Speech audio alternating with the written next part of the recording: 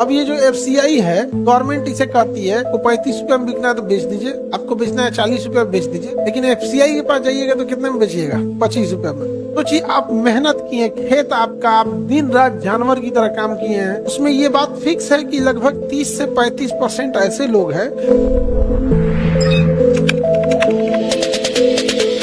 एक बहुत बड़ा काम तो FCI करती है फूड की स्टोरेज में। FCI food corporation of India, food corporation of India 1964 में इसकी स्थापना होती है। कब होती है? 1964। इसका काम क्या होता है? FCI के पास बहुत बड़े बड़े मात्रा में गोदाम है। ये अनाज को और बीज को भंडारित कर लेते हैं। अनाज को क्या करते हैं? भंडारित करते हैं। इसके बाद बहुत बड़ा क्या है? गोदाम है। अब इस गोदाम में ये रख सकते हैं बफर स्टॉक को रख के। बफर स्टॉक क्या होता है? इस साल पैदावार ज्यादा हुई है, इस साल पैदावार ज्यादा हुई है, उस साल स्टोर करके रख लेना, और जिस साल पैदावार कम होगी उस साल उसका यूज करना है। उसी को क्या कहेंगे? Buffer stock. जैसे कई बार देखिएगा ना, अभी प्याज महंगा है कि सस्ता हुआ है? क्या रुपया चल रहा है? 20 से 30 के बीच में एवरेज चल रहा है। अब समझो ध्यान से, तो 20 से 30 रुपया चल रहा है। एक टाइम आता है ये प्याज कितना हो जाता है? 100-150 चला जाता है। तो गवर्नमेंट अगर इसे चाहे, FCI चाहे, तो इसे अभी बहुत ज्यादा मात्रा में क्या कर सकती है? स्टोर करके रख सकते हैं, स्टोर करके रख सकते हैं। वो ही क्या कहलाएगा? Buffer stock. क्या कहलाएगा? अभी FCI का बहुत सारा गोदाम है। FCI के पास गोदाम होंगे बहुत ज्यादा, हर जिला में है, करोड़ों टन अनाज रखे रहता है FCI। उसके बाद गोदाम की कोई कमी नहीं है। अब ये जो FCI है, गवर्नमेंट इसे कहती है कि आप किसानों से जो अनाज खरीदिएगा वो MSP पे खरीदिएगा। किस पे खरीदिएगा? MSP। MSP का मतलब होता है मिनिमम सपोर्ट प्राइस। क्या होता है?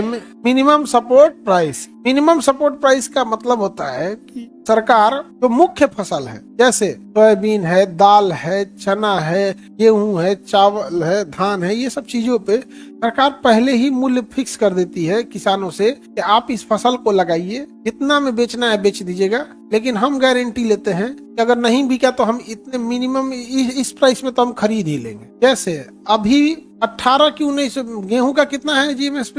24-25 के बीच में चल रहा है। तो गेहूं का कितना रुपया है? 25 रुपया। कितना रुपया?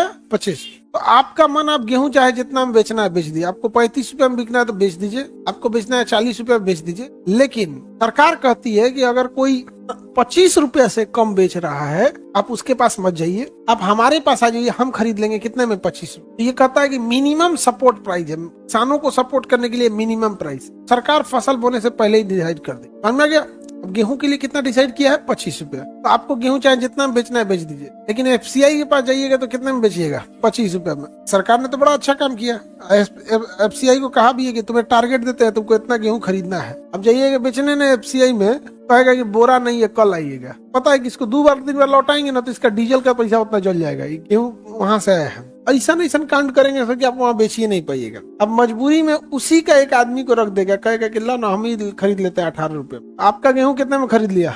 अब वो आदमी ना 25 रुपए में बेच देगा FCI में। FCI का ही आदमी हो। धांधली बहुत होती, लेकिन यह धांधली जब कभी आपके पास मंडी बना दी जाती है तो नहीं हो सकती। जैसे पंजाब हरियाणा में आड़ती है, आड़ती उसे बोलते हैं जो मंडी में बैठ के बोली लगाता है, तो वहां पर किसानों को अच्छा भाव मिल जाए, क्योंकि वहां बहुत सारे व्यापारी आते हैं। अपने यहाँ ऐसी व्यवस्था नहीं है। हालांकि FCI जो है का काम है खरीद बिक्री करना, उसका प्रबंधन करना, MSP मिनिमम सपोर्ट प्राइस का देते रहना है। लेकिन अगर करप्शन है, मिनिमम सपोर्ट प्राइस नहीं मिलता है। आज भी हम आपको कहते हैं ना कि आप गेहूं खेत में बो दिया गया हो, गेहूं बो दिया गया, अप्रैल महीने में काटा जाएगा। आप खेत में जाइएगा, 25 रुपया MSP है ना, आपको खेत में 16-17 रुपया बिक जाएगा। व्यापारी आएगा सर ट्रैक्टर लगा के, खेत में से खरीद के ले जाता है 17 रुपया। किसान की कितनी मजबूरी, जबकि 70 रुपया खरीद के ले गया है, और वही सरकार को जाके बेच देगा कितना रुपए में? 25 रुपए में। सोचिए, आप मेहनत किए, खेत आपका, आप दिन रात जानवर की तरह काम किए हैं, आप 17 रुपए में बेचे हैं तो उसमें आपका 14 रुपया लागत आ जाएगा, क्योंकि ये कि आपने पानी डाला है, खाद डाला है,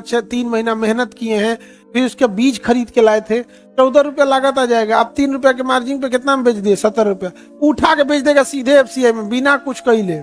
कहाँ पे? ऐसे कितना में? 25 पे। हालांकि अगर MSP पे खरीदे किसान से तो किसानों को ज्यादा फायदा हो जाएगा, लेकिन इससे क्या है, बड़े बिचौलिए बफर स्टॉक समझा दिए थे, सीजन में फसल रख के बना लीजिए, क्या होता है बफर स्टॉक। पीडीएस सार्वजनिक वितरण प्रणाली, पीडीएस की शुरुआत 1992 में हुई थी। राशन की दुकान जो होती है, सरकारी राशन की दुकान देखते हैं ना, कोटा वगैरह बांटा जाता है, कम मूल्य पे दिया जाता है, पीडीएस वाली दुकान। सार्वजनिक वितरण प्रणाली, सार्वजनिक वितरण प्रणाली मतलब क्या है कि राशन कार्ड पे क्या देना है, अनाज देना है।